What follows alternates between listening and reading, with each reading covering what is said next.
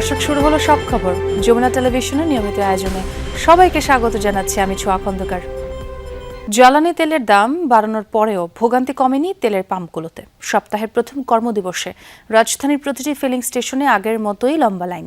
পরিবাক petrol পাম্পে আছেন সহকর্মী রিয়াজ রায়হান, তার সঙ্গে প্রথমে কথা বলতে চাই। রিয়াজ, এখনো কি পাম্পগুলো রেশনিং করতে হচ্ছে? এই যে দাম বৃদ্ধি করা হলো, এই ব্যাপারে গ্রাহকরা কি বলছেন? সব মিলে কি অবস্থা সেখানে? গতকালকেই যখন সরকার থেকে প্রজ্ঞাপন জারি করা হয় তখনই আসলে নির্ধারণ করে দেওয়া হয়েছিল মোটরসাইকেল এবং ব্যক্তিগত গাড়ি যেগুলো রয়েছে বা প্রাইভেট কার মাইক্রো, সেগুলো আসলে কী পরিমাণ তেল পাবেন বা বাস কী পরিমাণ জ্বালানি পাবেন সেটি গতকালকে নির্ধারণ করে দেওয়া হয়েছিল। সেই অনুযায়ী রেশনিং এখনও চলছে। আমরা পরিবারে যে পাম্পটিতে এসেছি, যে এখন পর্যন্ত আমরা যেটি দেখেছি, গতকালকে তেলের দাম অর্থাৎ জ্বালানি তেলের মূল্য বৃদ্ধির ফলে সব আশা করেছিল হয়তো আজকে কিছুটা ভোগান্তি কমবে বা কিছুটা যে দীর্ঘ সারিটি কিছুটা কমবে, কিন্তু তার কোনো ধরনের ব্যত্যয় হয়নি। আগে যেভাবে ছিল সেভাবেই আছে। ঘন্টার পর ঘন্টা দাঁড়িয়ে তারা এখানে এসছেন এবং পাম্প পর্যন্ত আসতে অনেকে 4-5 ঘন্টা পর্যন্ত সময় লেগেছে। তো আমরা গ্রাহকদের সাথে কথা বলেছিলাম, তারা বলছেন যেহেতু প্রথম দিকে যখন আসলে যুদ্ধটি শুরু হয়, অর্থাৎ হরমুজ প্রণালী বন্ধের পরে যখন একটি আতঙ্ক ছড়িয়ে পড়েছিল গ্রাহকদের মধ্যে, তারা বলেছিলেন যদি জ্বালানি তেলের মূল্য বৃদ্ধি করা হয় তাহলে হয়তো এই যে ভোগান্তি বা এই যে হুড়োহুড়ি করে ভয়ে অতিরিক্ত তেল মজুত করা বা অতিরিক্ত তেল সংগ্রহ করার যে প্রবণতা সেটি হয়তো বন্ধ হবে, কিন্তু তা আসলে হয়নি।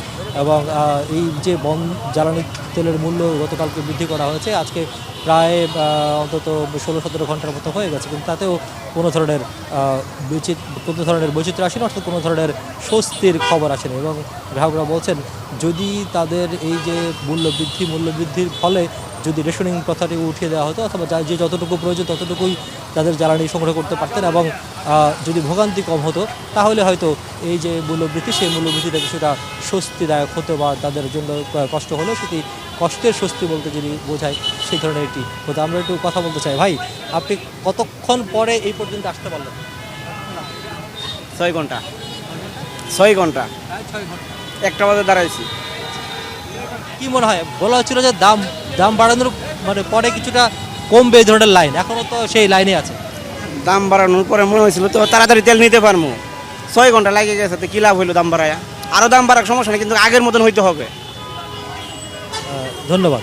শুনছিলেন যে দর্শক সবারই প্রায় একই কথা, যারা এই গ্রাহক রয়েছেন জ্বালানি তেলের, তাদের সবার একই কথা। একেবারে যারা ব্যক্তিগত গাড়ি নিয়ে আসছেন, পাশাপাশি যারা মোটরসাইকেল নিয়ে আসছেন, সবারই একই ধরনের বক্তব্য। সেটি হচ্ছে জ্বালানি তেলের মূল্য বৃদ্ধি বিশ্ববাজারের সাথে সমন্বয় করা হোক বা যত বৃদ্ধি করা হোক, তাতে যদি অন্তত এই যে ভোগান্তি 6-7 ঘন্টা লাইনে দাঁড়ানোর যে ভোগান্তি, তাতে কর্মঘণ্টা যেমন নষ্ট হচ্ছে, পাশাপাশি যারা মূলত এইটির উপরে নির্ভর করে জীবন জীবিকা নির্বাহ করেন তাদের আসলে বেশ কষ্ট হয়ে যাচ্ছে। গ্রাহকরাও যে ক্ষুব্ধ সেটি আসলে প্রকাশ পাচ্ছিল।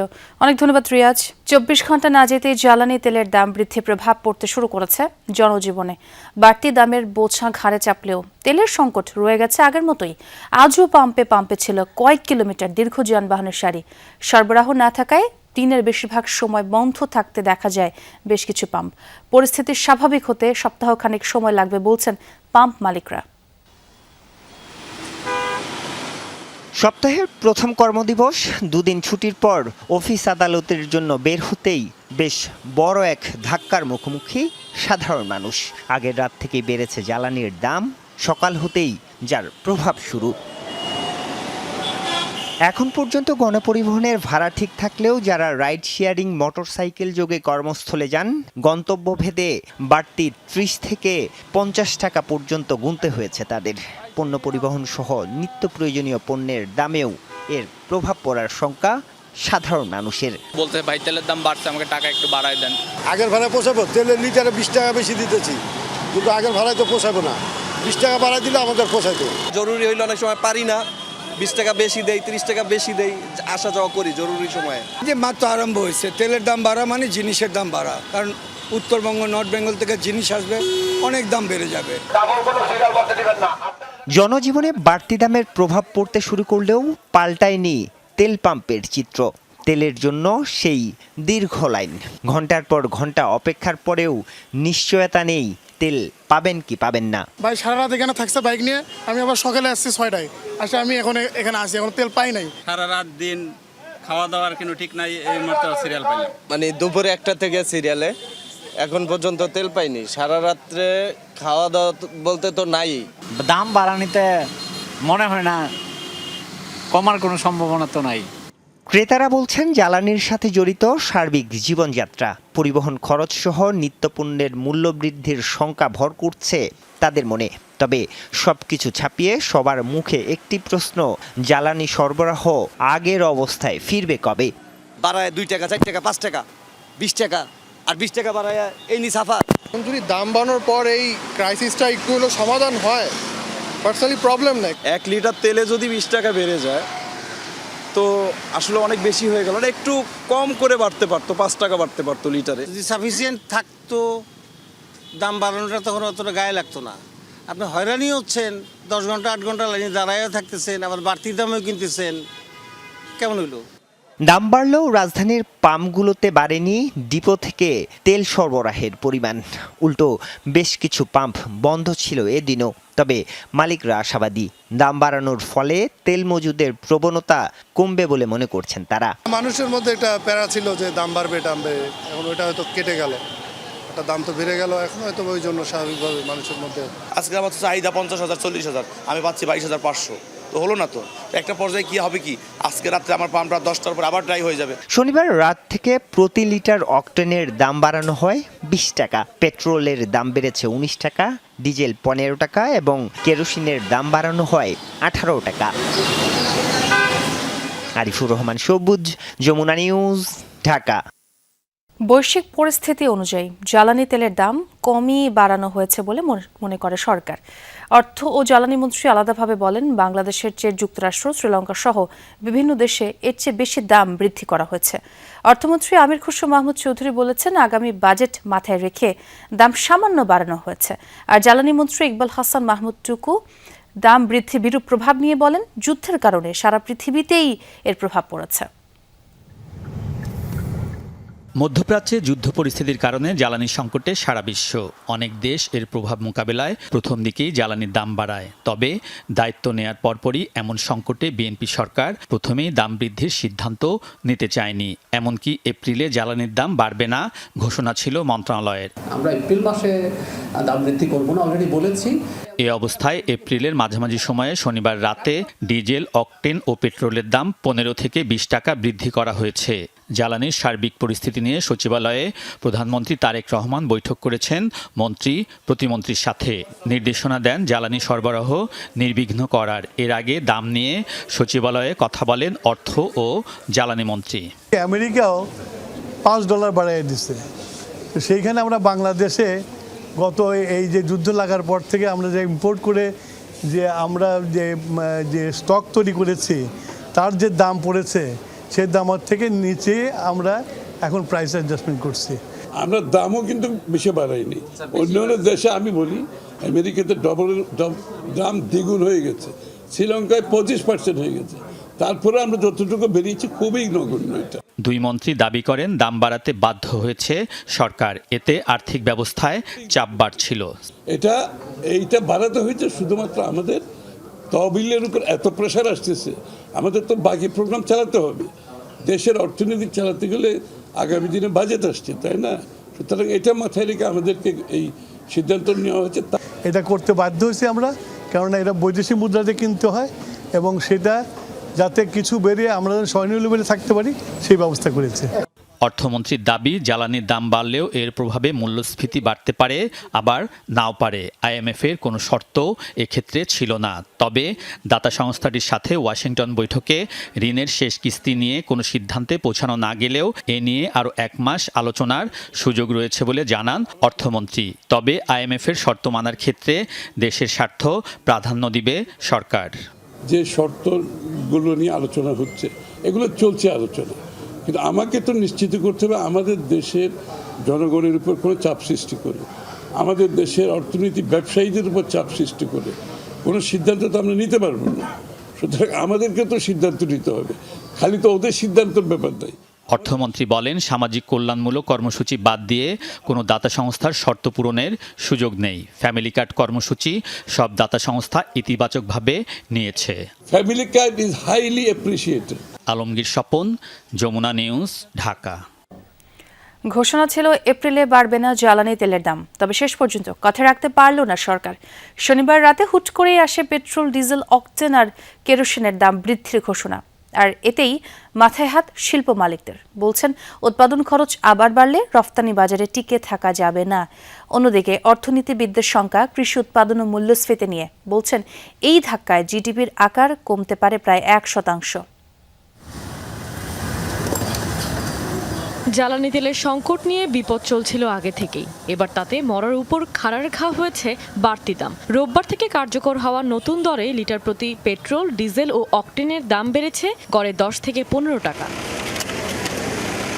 সবচেয়ে বড় হুমকির মুখে শিল্প খাত। পোশাক শিল্প মালিকরা বলছেন, যেখানে বিদেশি ক্রেতারা দাম বাড়াতে রাজি নয়, সেখানে উৎপাদন ব্যয় বৃদ্ধি পাওয়া অশনি সংকেত। তার মানে প্রতিযোগিতা সক্ষমতা কমবে, হাতছাড়া হতে পারে রপ্তানি আয়।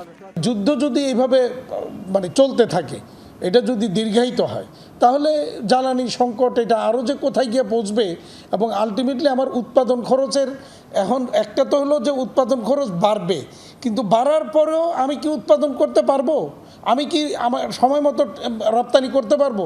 বায়াররা তো এটা নিয়ে শঙ্কিত, যার কারণে বায়াররা কিন্তু অর্ডার প্লেসিং কমিয়ে দিয়েছে। টেক্সটাইল ব্যবসায় সম্পৃক্ততা আছে, তো আমাদের যেটা হচ্ছে, যেমন আমাদের প্রোডাকশনের ব্রেক হচ্ছে, হ্যাঁ, তো ওখানে এফিসিয়েন্সি লস হচ্ছে। তারপর যে শিপমেন্টের যে এটা ছিল, আমরা ধরেন অনেক ডেডলাইন মিস করছি, তো এখন তো এটার সাথে একই সাথে কিন্তু এয়ারফ্রেটেরও দাম বেড়ে গেছে। তো এয়ারফ্রেট যখন করছি, এটা কিন্তু আমার নিজের পকেট থেকে দিচ্ছি। তো ক্যাশ ফ্লো ক্রাইসিসের মধ্যে এখন কিন্তু সবাই আমরা একই প্রবলেম পড়েছি। কৃষিতে ডিজেলের সবচেয়ে বেশি ব্যবহার সেচ কাজে। পাওয়ার টিলার, ট্রাক্টর বা হারভেস্টার মেশিনও তেল ছাড়া অচল। নতুন দর বৃদ্ধির ফলে বড় ধরনের হোঁচট খাবে কৃষিখাত, বাড়তে পারে উৎপাদন ব্যয়। কৃষি ক্ষেত্রে যদি ভর্তুকিটা অব্যাহত রাখা না হয়, তাহলে কিন্তু কৃষি উৎপাদন আমাদের এখানে বড়ভাবে ব্যাপকভাবে এটা বাধাগ্রস্ত হবে। সুতরাং সেদিক থেকে অন্ততপক্ষে টার্গেট বেস কৃষিতে এই ভর্তুকিটা অব্যাহত রাখা উচিত, তাহলে কিন্তু কৃষকরা স্বস্তিতে থাকবে। সবচেয়ে বেশি ভোগান্তি সাধারণ মানুষের। ঐতিহাসিকভাবে জ্বালানি তেলের দাম বাড়লেই দেশে মূল্যস্ফীতির পারদ চড়ে। তার মানে 7% এই সূচককে আটকে রাখার লক্ষ্য কাগজে কলমেও টিকবে না। জ্বালানি তেলের সাথে পাল্লা দিয়ে লজিস্টিক ব্যয় বাড়লে জ্যামিতিক হারে বাড়বে পরিবহন খরচ। তাহলে নিত্যপণ্যের দাম কিভাবে সামাল দেবে সরকার? নতুন করে যে একটা মধ্যপ্রাচ্যের যুদ্ধের যে ধাক্কাটা আসলো, এই ধাক্কা সামলানোর জন্য সরকারকে আমার কাছে মনে হয় বেশ কিছু সাহসী কতগুলো পদক্ষেপ নিতে হবে। ইরানের হরমুজ প্রণালী খুলে দেওয়ার খবরে বিশ্ববাজারে জ্বালানি তেলের দাম কমলেও এই মুহূর্তে ব্রেন্ট ক্রুডের দাম ব্যারেল প্রতি $90 আশেপাশে ঘোরাফেরা করছে।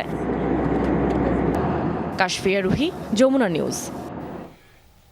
এক মাসেই দ্বিতীয়বারের মতো বাড়ল ভোক্তা পর্যায়ে এলপিজির দাম। 12 কেজি এলপিজি সিলিন্ডারের নতুন দাম 212 টাকা বেড়ে হচ্ছে 1940 টাকা। রোববার নতুন দাম ঘোষণা করেছে Bangladesh energy regulatory commission, BERC. নতুন এই দাম আজ সন্ধ্যা 6টা থেকে কার্যকর হয়েছে। গত মাসে 12 কেজি এলপিজি সিলিন্ডারের দাম ছিল 1341 টাকা। এপ্রিলের শুরুতে সেই দাম 387 টাকা বাড়িয়ে 1728 টাকা করা হয়েছিল। যুদ্ধের কারণে জাহাজ ভাড়া বাড়ায় দাম সমন্বয় করা হলো এবার। পাশাপাশি বেড়েছে অটো গ্যাসের দামও। ভোক্তা পর্যায়ে অটো গ্যাসের দাম 89 টাকা 50 পয়সা নির্ধারণ করা হয়েছে, যা এপ্রিল মাসের শুরুতে নির্ধারণ করা হয়েছিল 79 টাকা 77 পয়সা। হাম শনাক্তে দেরি ও কয়েক সপ্তাহের চিকিৎসায় খরচ ও ভোগান্তি বাড়ছে অভিভাবকদের। বেশিরভাগ ক্ষেত্রে আক্রান্ত হচ্ছে ভাইবোন, খেলার সাথীরা। চিকিৎসকরা বলছেন, শিশুদের টিকাদানের শতকরা হার কমে যাওয়ায় সংক্রমণ বেশি এই বছর। অপুষ্টি ও মাতৃস্বাস্থ্যহীনতাও গভীর করেছে সংকট। 4 সপ্তাহের বেশি সময় ধরে দেশজুড়ে হাম প্রাদুর্ভাব। হাসপাতালগুলোতে এখনও নতুন রোগী ভর্তি বাড়ছে। আক্রান্ত শিশুদের থেকে দ্রুত ছড়াচ্ছে ভাইরাস। আক্রান্ত হচ্ছে ভাই বোন, খেলার সাথীরা। পরে নিয়ে আসতাম যাইতাম, হঠাৎ করে জ্বর চলে আসছে। তারপর 2 নম্বর শিশু মেডিকেলে দেখাইছি, ওই জায়গায় বলছে রক্তে ভাইরাস আছে, কিন্তু আসলে কিসে থেকে রোগ ধরা পড়তেছে না। বিভিন্ন জায়গায় ডাক্তার দেখাইছি, কমিটলা জায়গায় ধরা পড়ছে যে ওর শরীরে হাম উঠছে। বিকালে গেছি বাসায়, তো রাত থেকে আবার ও অসুস্থ, তো বাসায় 4 দিন রাখছি, রাখার পরে দেখি যে না, পোলা কন্ডিশন অনেক খারাপ। উচ্চমাত্রার জ্বর, কাশি, ফুসকুড়ি, মুখে ঘা নিয়ে শিশুদের পরিচর্যায় বাবা মায়ের বাড়তি সতর্কতা। ঢাকার ডিএনসিসি ডেডিকেটেড হাসপাতালে অনেকেই জানান উপসর্গ নিয়ে কয়েকটি হাসপাতাল ঘুরে শনাক্ত করতে পেরেছেন হাম। লম্বা সময় চিকিৎসায় অতিরিক্ত খরচ ও ভোগান্তি পোহাতে হয়েছে ঢাকার বাইরে থেকে আসা রোগীদের। খরচ তো অনেক, কেন ওরা করছে এটাও কিনতে হয়েছে, তারপরে স্যালাইন যে দিছিল ওই যে পাইপটা ওইটাও কিনা হয়েছে, মানে দরকারি যা জিনিস আর কি কিনা হয়েছে। এই জায়গায় যে খরচটা হইতেছে এর চেয়ে বেশি দেশে আমরা গ্রামে করছি। ওরা একটার পর একটা ওষুধ লিখতেছিল আর আমরা ঠাকুরে আন্না মানে ঠাকুরে দিছি হেরা করতেছিল। সর্বশেষ ওষুধ আমি রেল স্টেশন একটা হাসপাতাল থেকে নিয়ে আসছি, ওখানে আমার প্রায় 1500 টাকার মতো ওষুধ নিচ্ছে। কিন্তু পরের দিন আমি আরেকটা ফার্মেসিতে ওষুধের দাম যাচাই করার জন্য গেছিলাম, ওষুধগুলো আমাকে দেওয়ার জন্য বলছিলেন। সর্বশেষ উনি আমাকে বিল করছেন শুধুমাত্র 560 টাকা। বিশেষায়িত হাসপাতালটিতে মার্চের পর থেকে 1800-র বেশি হাম রোগী চিকিৎসা নিয়েছেন। চিকিৎসকরা বলছেন দেশে হামের টিকা সুরক্ষা বলয় পরিস্থিতি ভয়াবহ রূপ নিয়েছে। 95% বাচ্চাকে যদি আমরা টিকা দিয়ে থাকি, তাহলে বাকি 5% বাচ্চা যদি টিকা নাও দেওয়া হয় তাহলেও তাদের মধ্যে হাম ভাইরাসটা ছড়াতে পারবে না। এখন যেহেতু ব্যারিয়ারটা ব্রেক হয়ে গেছে, এখন তাদের কাছে এখন জিনিসটা পুরোপুরি ছড়িয়ে যাচ্ছে হাম ভাইরাসটা।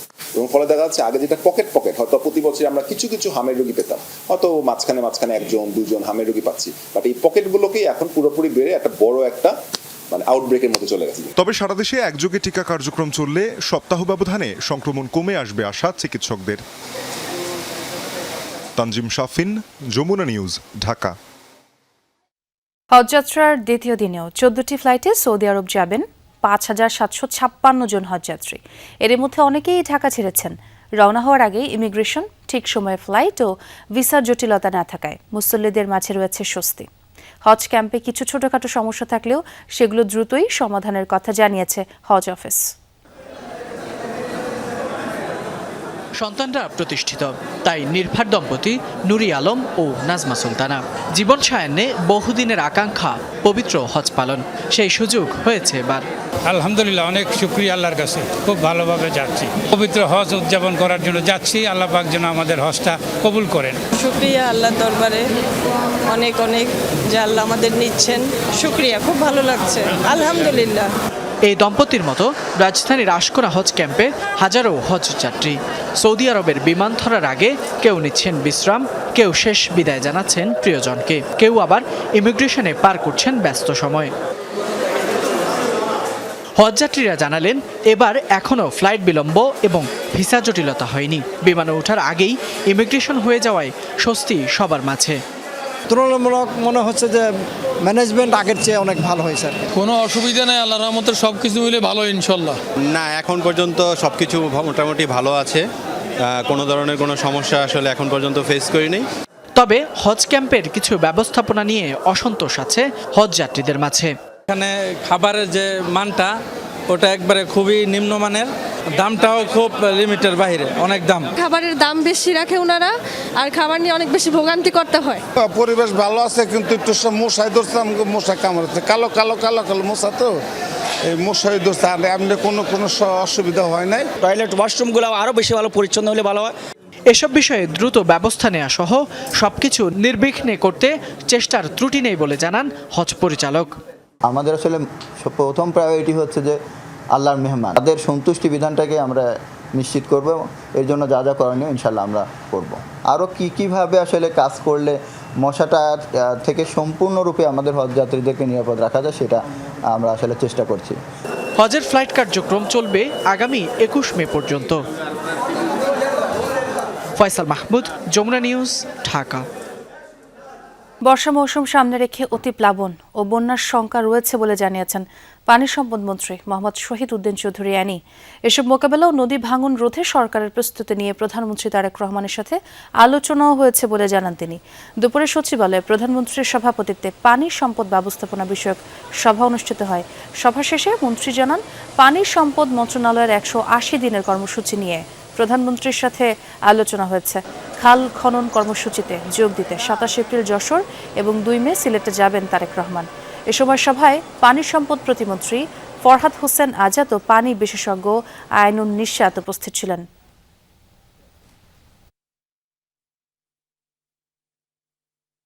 সামনে বর্ষা আসতেছে, অতিপ্লাবন হতে পারে, বন্যা হতে পারে, আগাম আমাদের কি কি কাজগুলো করা দরকার সেই ব্যাপারে আমরা সর্বোচ্চ চিন্তা ভাবনা করে রেখেছি। 27 তারিখ যশোরে খাল খনন কর্মসূচি তিনি উদ্বোধন করবেন এবং 2 মে সিলেটে খাল খনন কর্মসূচি উদ্বোধন করবেন। এছাড়াও আমাদের সারা দেশব্যাপী এই কর্মসূচি অব্যাহত রয়েছে। দেশে জ্বালানির সংকট না থাকলে তেলের দাম বাড়াতে হলো কেন, আর পাম্পগুলো লাইনে মানুষকে কেন ভুগতে হচ্ছে? সংসদ অধিবেশনে বিরোধী দল আর স্বতন্ত্র সংসদ সদস্যদের এমন প্রশ্নে বিদ্যুৎ, জ্বালানি ও খনিজ সম্পদ মন্ত্রী ইকবাল হাসান মাহমুদ টুকু বলেছেন, কিছু অসাধু ব্যবসায়ী প্যানিক বাইং ও মজুদ প্রবণতার জন্য জ্বালানি তেলের কৃত্রিম তেল সংকট তৈরি হচ্ছে। ডিপো থেকে ফিলিং স্টেশন পর্যন্ত তেল পরিবহনে পুলিশ পাহারা দেওয়ার বিষয়ে স্বরাষ্ট্র মন্ত্রণালয়কে অনুরোধ জানানো হয়েছে বলে জানান মন্ত্রী। জাতীয় সংসদ অধিবেশনে টেবিলে উত্থাপিত প্রশ্নের লিখিত জবাবে এসব বলেন জ্বালানি মন্ত্রী। সংসদ অধিবেশনের 16তম দিন কার্যসূচি অনুযায়ী জনগুরুত্ব সম্পন্ন বিষয়ে মনোযোগ আকর্ষণ ও আলোচনা হয়। মন্ত্রীদের প্রশ্নোত্তর পর্বে লিখিত ও মৌখিক উত্তর উত্থাপিত হয় সংসদে। জ্বালানি পরিস্থিতিতে কি কি ব্যবস্থা নেওয়া হয়েছে এমন প্রশ্নে জ্বালানি মন্ত্রী জানান, এরই মধ্যে জেলা পর্যায়ে ফুয়েল পাস চালু করা হয়েছে। রাজধানীর 7টি ফিলিং স্টেশনে পরীক্ষামূলকভাবে চালু করা ফুয়েল পাস অ্যাপে ব্যাপক সাড়া পাওয়া গেছে বলে সংসদে দাবি করেন মন্ত্রী। তিনি আরও বলেন, কৃষকদের জ্বালানি তেল প্রাপ্তিতে যেন কোনো সমস্যা না হয় এজন্য নির্দেশনা দেওয়া হয়েছে। Filling station agent, pack point ডিলাররা যাতে যথাপরিমাণ জ্বালানি তেল পায় সরকার তা নজরদারি করছে। এ সময় কুইক রেন্টালের নামে আওয়ামী লীগের লুটপাটের প্রশ্নের জবাবে মন্ত্রী বলেন, আওয়ামী লীগ সরকার বিশেষ আইন ব্যবহার করে দরপত্র ছাড়া বিদ্যুৎ কেন্দ্র অনুমোদন দিয়ে দলীয় আর আত্মীয় স্বজনকে সুযোগ দিত। এর ফলে অন্যায্যভাবে বিদ্যুতের দাম বৃদ্ধি ও ক্যাপাসিটি চার্জ নির্ধারণের সুযোগ দেওয়া হয়েছিল। দেশে জ্বালানির সংকট নেই বলে আবারও দাবি করেন মন্ত্রী ইকবাল হাসান। বলেন, কিছু অসাধু ব্যবসায়ী প্যানিক বাইং ও মজুদ প্রবণতার জন্য কৃত্রিম তেল সংকট তৈরি হচ্ছে। পয়েন্ট অফ অর্ডারে দাঁড়িয়ে স্বতন্ত্র সংসদ সদস্য রুমিন ফারহানা জ্বালানি পরিস্থিতি নিয়ে সরকারের বিরুদ্ধে মিথ্যাচারের অভিযোগ তোলেন। যদি জ্বালানির কোনো সংকটই না থাকে তাহলে এত লম্বা লাইনই বা কেন, দামই বা বাড়াইতে হয় কেন, অফিস কর্মসূচি সময় পরিবর্তন করতে হয় কেন? উত্থাপিত প্রশ্নের উত্তরে মন্ত্রী জানান, আমদানিকৃত জ্বালানি তেলের প্রায় 20 থেকে 23% হরমুজ প্রণালী দিয়ে আসে। যুদ্ধের কারণে কার্গো আসতে দেরি হচ্ছে। জরুরি চাহিদা পূরণে বিকল্প উৎস থেকে আমদানি করা হবে বলে সংসদকে জানান জ্বালানি মন্ত্রী। অর্থ বছরের ডিসেম্বর। লাভলি বিথি, যমুনা নিউজ, ঢাকা। জ্বালানি তেলের সংকট নিয়ে সরকার নাটক করছে বলে মন্তব্য করেছেন এনসিপির আহ্বায়ক মোহাম্মদ নাহিদ ইসলাম। কৃত্রিম সংকট তৈরি করে মানুষের ভোগান্তি করে তেলের দাম বৃদ্ধি করা হয়েছে বলেও মন্তব্য করেন তিনি। দুপুরে রাজধানীর বাংলা মোটরে দলটির কেন্দ্রীয় কার্যালয়ে এক সংবাদ সম্মেলনে কথা বলেন তিনি। নাহিদ ইসলাম বলেন, সিন্ডিকেটদের অংশ হয়েছে সরকার, সরকারের স্বচ্ছতার অভাব রয়েছে বলেও জানান তিনি। এদিকে এবি পার্টি, বৈষম্য বিরোধী ছাত্র আন্দোলন ও আপ বাংলাদেশ থেকে প্রায় 47 জন নেতা কর্মী এনসিপিতে যুক্ত হয়েছে। তাদের স্বাগত জানিয়ে নাহিদ বলেন, জুলাইয়ে যারা একত্রিত ছিল সাংগঠনিকভাবে নতুন বাংলাদেশ বিনির্মাণে ঐক্যবদ্ধ হচ্ছে তারা। তরুণদের শক্তিকে শক্তিশালী করা ছাড়া বাংলাদেশে এখন আর কোনো বিকল্প নেই বলেও মন্তব্য করেন তিনি। আরও জানান, ছাত্রলীগ, ছাত্রদল, শিবির কিংবা যে দলই করুক না কেন, যারা নতুন বাংলাদেশে বিশ্বাসী তারা সকলে এনসিপিতে যোগ দিতে পারবেন। তেলে লাইনে দাঁড়ানোর থেকে দাম বেশি হলেও সে কিনতে আগ্রহী, এরকম একটা মনস্তত্ব পরিবেশ তৈরি করে তারপরে দামটা আসলে বৃদ্ধি করা হলো। পুরাটাই পরিকল্পিতভাবে করা হয়েছে, সিন্ডিকেটরা এটা করেছে এবং সরকারের প্রশ্রয়, সরকারের অংশগ্রহণ না থাকলে এটা আসলে সম্ভব হতো না। তার সাবেক পরিচয় এটা আমাদের কাছে মুখ্য নয়। আজকে থেকে যখন কেউ এনসিপিতে আসবে সে এনসিপির সংগঠক, এনসিপির নেতাকর্মী হিসেবে কাজ করবে। জুলাই আন্দোলনে নারায়ণগঞ্জে 10 জনকে হত্যাসহ মানবতা বিরোধী অপরাধ মামলায় সাবেক সংসদ সদস্য শামীম ওসমান সহ 12 জনের বিরুদ্ধে প্রসিকিউশনের অভিযোগ গঠনের শুনানি শেষ। রোববার আন্তর্জাতিক অপরাধ ট্রাইব্যুনাল 1-এ এই শুনানি হয়। এ সময় রাষ্ট্রপক্ষ ট্রাইব্যুনালে আসামিদের বিরুদ্ধে অভিযোগ তুলে ধরে বিচার শুরুর আবেদন জানান। এই মামলায় আসামি পক্ষের শুনানি 23 এপ্রিল নির্ধারণ করেছেন ট্রাইব্যুনাল। প্রসিকিউশনের অভিযোগে বলা হয়েছে, 2024 সালের 19 ও 21 জুলাই এবং 5 আগস্ট নারায়ণগঞ্জের ফতুল্লা ও সাইনবোর্ড এলাকায় 10 জনকে হত্যা করা হয়। এই মামলার প্রধান আসামি নারায়ণগঞ্জ 4 আসনের সাবেক সংসদ সদস্য শামীম ওসমান। এছাড়া আসামির তালিকায় তার ছেলে অয়ন ওসমান এবং ভাতিজা আজমেরি ওসমানও রয়েছেন। হবিগঞ্জের নবীগঞ্জে সরকারি জমি দখলকে কেন্দ্র করে দুপক্ষের সংঘর্ষে মঞ্জুর মিয়া নামে এক কলেজ ছাত্র নিহত হয়েছে, আহত হয়েছে অন্তত ৩০ জন। দুপুরে উপজেলার করগাঁও ইউনিয়নের বেগমপুর গ্রামে এই সংঘর্ষের ঘটনা ঘটে। পুলিশ জানায়, বেগমপুর গ্রামে একটি সরকারি জমি নিয়ে দীর্ঘদিন ধরে খলিলুর রহমান ও হেলাল মিয়ার মধ্যে বিরোধ চলছিল। এর জের ধরে দুপুরে হেলাল মিয়ার লোকজন দেশীয় অস্ত্র নিয়ে খলিলুরের লোকজনকে কাজ করতে বাধা দেয়। এ নিয়ে দুপক্ষের মধ্যে প্রথমে কথা কাটাকাটি ও পরে উত্তেজনা ছড়িয়ে পড়ে। এক পর্যায়ে সংঘর্ষে জড়ায় তারা। এ সময় হেলাল মিয়ার লোকজনের অস্ত্রের আঘাতে কলেজ ছাত্র মঞ্জুর মিয়া গুরুতর আহত হয়। হাসপাতালে নেওয়া হলে চিকিৎসক তাকে মৃত ঘোষণা করেন। পরিস্থিতি নিয়ন্ত্রণে রাখতে এলাকায় পুলিশ মোতায়েন রয়েছে।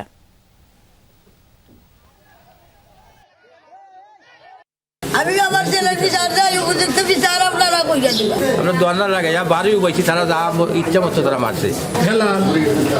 তারা আমরা জায়গা জুড়ে দখল করতে চাই, তখন তারাই আমরা বাড়ি করে আক্রমণ করছে। তারা এই হত্যাকাণ্ডের সাথে জড়িত আছে, তাদের ফাঁসি চাই। এই জনপদের সংস্কারের ইতিহাস বহু পুরনো। সংস্কার বাস্তবায়নের রাজনৈতিক সদিচ্ছা আর সক্ষমতা না বাড়লে কাঙ্ক্ষিত লক্ষ্য অর্জন করা যাবে না। সানেম আয়োজিত অর্থনীতিবিদ সম্মেলনে এমন মন্তব্য করেছেন প্রবীণ অর্থনীতিবিদ অধ্যাপক রেহমান সুবহান। এ সময় নাগরিক প্ল্যাটফর্মের আহ্বায়ক ডক্টর দেবপ্রিয় ভট্টাচার্য বলেন, নির্বাচিত সরকার হিসেবে বিএনপি সংস্কারে যে প্রতিশ্রুতি দিয়েছে তা রক্ষা করা উচিত।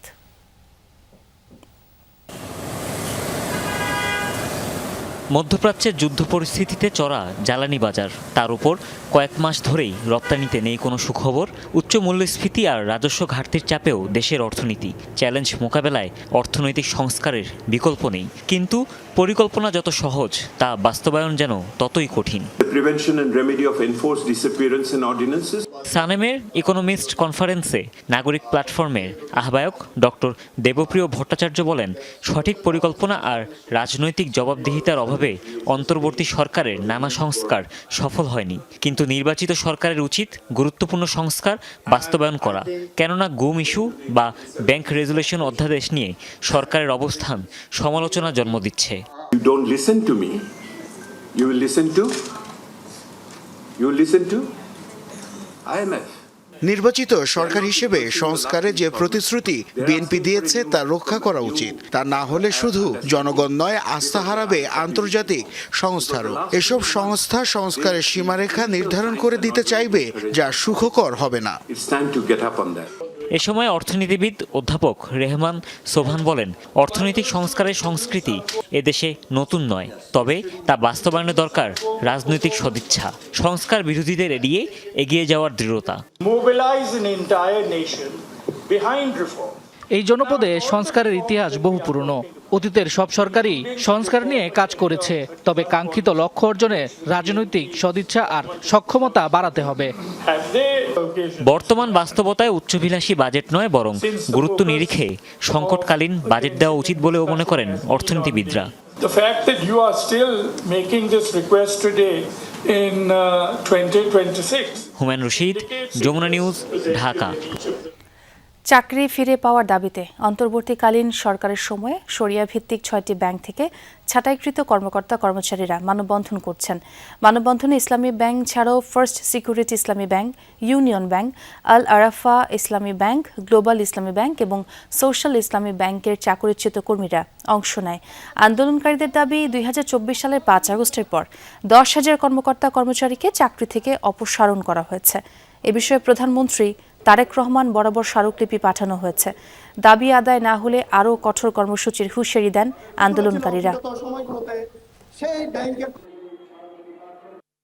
প্রায় আমাদের 7,000 কর্মকর্তা কর্মচারীকে চাকরিচ্যুত করা হয়েছে 5 আগস্টের পরে একটি গোষ্ঠীর মতবাজিতে। উক্ত সময় পরবর্তী যে সকল জামা শিবির কর্মীদের অবৈধ অনিয়মিত নিয়োগ পদ্ধতি প্রণয়ন হয়েছে তা সুষ্ঠু তদন্তের মাধ্যমে যাচাই এবং বাতিলের ব্যবস্থা করা। তরুণ প্রজন্মকে ধূমপান থেকে নিরুৎসাহিত করতে তামাকজাত পণ্যের দাম বৃদ্ধির প্রস্তাব দিয়েছেন গবেষকরা। সকালে জাতীয় প্রেসক্লাবে সিগারেট বা তামাক পণ্যের বিদ্যমান 4 স্তরের মূল্য কাঠামোতে পরিবর্তন আনার প্রস্তাব দেন তারা। মূল্য কাঠামো নিম্ন ও মধ্যস্তর একীভূত করে প্রতি 10 শলাকার প্যাকেটের সর্বনিম্ন মূল্য 100 টাকা নির্ধারণের সুপারিশ করা হয়েছে। গবেষকরা বলেন, তামাক কর কাঠামোর কারণে কাঙ্ক্ষিত হারে ধূমপান কমানো সম্ভব হচ্ছে না, আর প্রতিনিয়ত তরুণরা এতে আসক্ত হয়ে পড়ছে। দেশের প্রায় 30% ক্যান্সার সরাসরি তামাক ব্যবহারের সাথে জড়িত বলেও জানান তারা।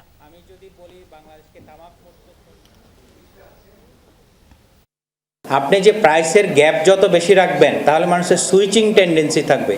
আমাদের লং টার্ম প্রস্তাবনা হলো এই সুইচিং যাতে না করার সুযোগ কম থাকে, সেই জন্য এটাগুলো মার্চ করতে হবে, কমায় একটা টিয়ারে নিয়ে আসতে হবে লং টার্মে। দেশে অলরেডি 60 টাকা 8 টাকা ব্যয় করছে, তাহলে সে আরেক টাকা 2 টাকা বেশি ব্যয় করবে, সেটা সরকারের কোষাগারে যাবে, সে কনজাম্পশন কমাবে, তার নিজেরও স্বাস্থ্যের উপকার হবে। চাকরি স্থায়ীকরণের দাবিতে অবস্থান কর্মসূচি পালন করেছে লাইভস্টক সার্ভিস প্রোভাইডার বা এলএসপি কর্মীরা। সকালে 1 দফা দাবিতে জাতীয় প্রেস ক্লাবের সামনে অবস্থান কর্মসূচি পালন করেন তারা। তাদের দাবি, 2019 সাল থেকে ইউনিয়ন পর্যায়ে 5 বছর মেয়াদে প্রাণী সম্পদ নিয়ে কাজ করে আসছেন তারা। এরপর এই প্রকল্পের মেয়াদ বৃদ্ধি করা হয় আরও 2 বছর। চলতি বছরে শেষ হয়েছে বর্ধিত সময়। তবে এরপর এই প্রকল্পের মেয়াদ বৃদ্ধি নিয়ে আর কোনো আশ্বাস দিচ্ছে না সরকার, এমনটা জানিয়ে ক্ষোভ প্রকাশ করেন এলএসপি কর্মীরা।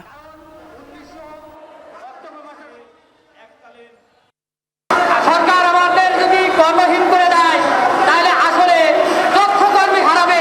আজ খামারিরা উন্নতির দিকে, কিন্তু দুঃখের বিষয় 31শে মার্চ 2026 সালে এই এলএসপিগুলো বিদায় নিতে হয়েছে।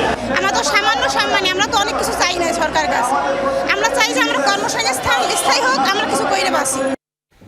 লিভারের প্রাণঘাতী রোগ প্রতিরোধে জনসচেতনতা বৃদ্ধিতে সেমিনারের আয়োজন করেছে বাংলাদেশ গ্যাস্ট্রোএন্টারোলজি সোসাইটি। সকালে রাজধানীর মহাখালীতে জাতীয় গ্যাস্ট্রো লিভার ইনস্টিটিউট ও হাসপাতালে বিশ্ব লিভার দিবস উপলক্ষে এই সেমিনারের আয়োজন করা হয়।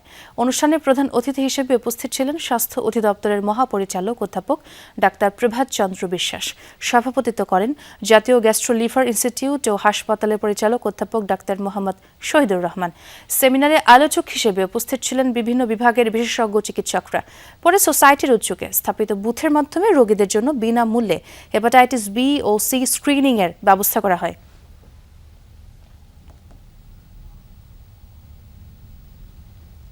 যুক্তরাষ্ট্র ইরানের মধ্যে দ্বিতীয় দফা শান্তি আলোচনা নিয়ে অনিশ্চয়তা দূর হয়নি এখনো।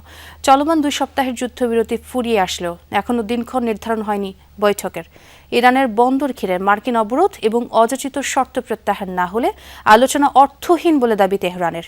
আর ডোনাল্ড ট্রাম্পের হুঁশিয়ারি, হরমুজ প্রণালী আটকে রেখে ব্ল্যাকমেলের সামর্থ্য নেই ইরানের।